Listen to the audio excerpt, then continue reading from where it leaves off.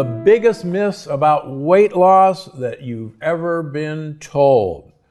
First of all, let's remember one of my most famous lines. Weight off fast will never last. Weight off slow, you're good to go.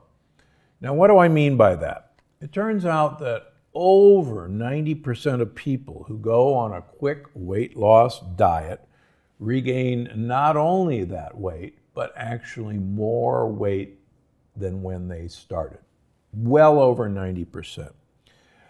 One of the things that gets talked about repeatedly is the use of a low-carb diet to lose weight, a no-fat diet to lose weight, an intermittent fasting diet to lose weight, a keto diet to lose weight.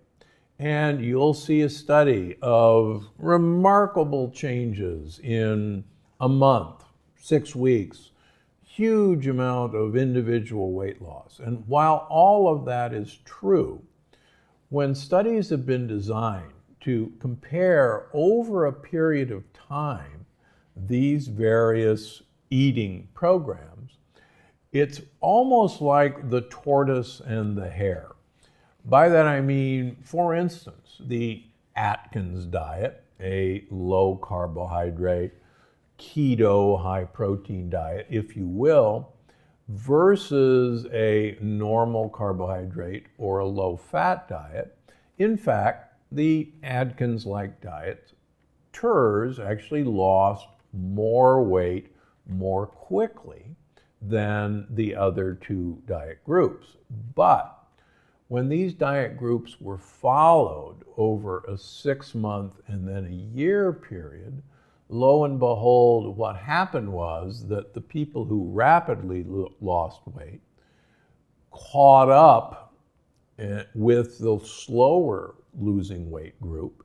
And by the end of a year, there actually was little to any difference in any of the groups. And that's because things that are going to really require you to radically change your behavior are usually not sustainable over a longer period of time. And one of the things that I've spent my career teaching people in my practice is that I've got to find, they've got to find a lifestyle that they can live with, literally and figuratively. And that lifestyle may be very different depending on the individual. But beware of rapid weight loss schemes. It just is one of the greatest myths out there.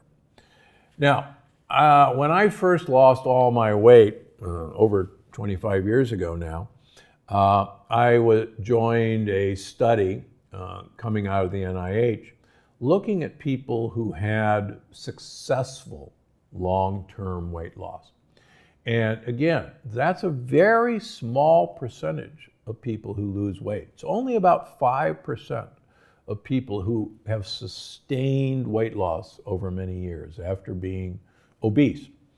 And the remarkable finding was, it really didn't matter what their eventual diet became, but the thing that was consistent across all the groups that sustained weight loss was that they had a sustained exercise program. And interestingly enough, it didn't really matter what that exercise program was, but it was an exercise program that they stuck with. And I think, again, so much of what I teach my patients is in exercise, number one, you've got to find something you enjoy doing. It's not something that you, oh my gosh, I've got to go do this because that's how I'm going to keep the weight off. Again, you've got to find something sustainable, and something sustainable almost always involves something that you enjoy. So you don't have to have a gym membership. And for the last 2 years, most people's gym memberships were useless because we couldn't go use a gym.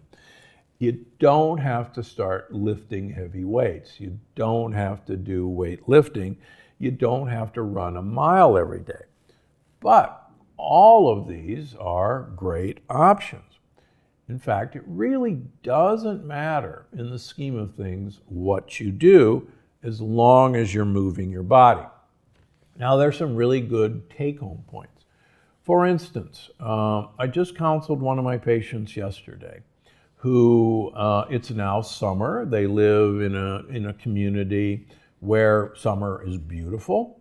And this particular individual, through the winter, has developed really bad insulin resistance. He's now metabolically inflexible. He's now teetering on diabetes. And one of the things that we noticed about his behavior through the winter was he used to exercise every day. He used to have a personal trainer. And because of COVID, he no longer was using a personal trainer. And that personal trainer would work him 3 days a week. And he still does not want to use his personal trainer for COVID reasons, and that's okay. But we have to get him moving, and they happen to have a dog.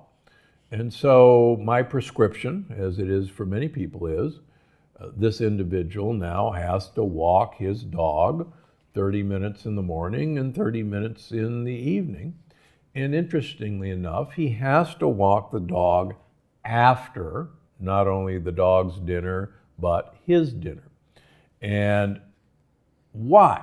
Because years ago, a very simple study was done looking at people who exercised 10 minutes before dinner versus exercised 10 minutes after dinner.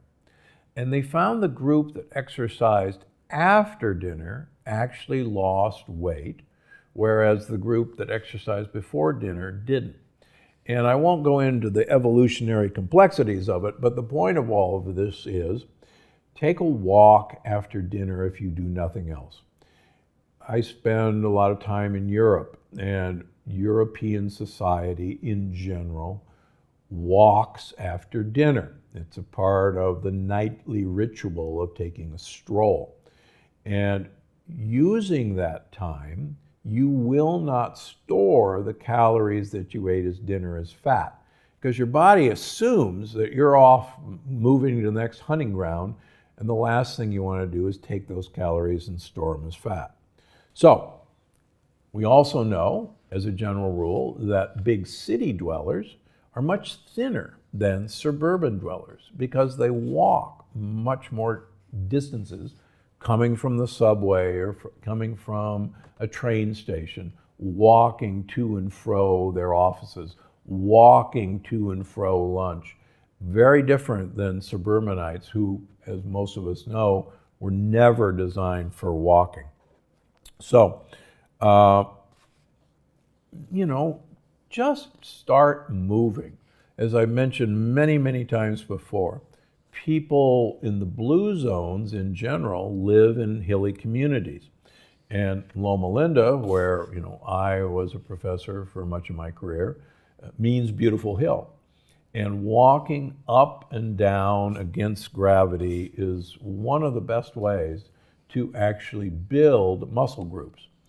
You may recall in one of my books, I mentioned the famous Austrian study, where they brought people to a mountain and they divided the people into two groups. One group got to ride the cable car up to the top of the mountain and walk down. The other group had to hike to the top of the mountain and ride the cable car down. Now, needless to say, you would want to be selected, you'd think, as the group who rode up and walked down. And the researchers were convinced that, in fact, when they looked at muscle mass and calorie expenditure, that the group that rode up and walked down was going to be way behind the group that walked up and rode down. But what they found shocked them, but it shouldn't have.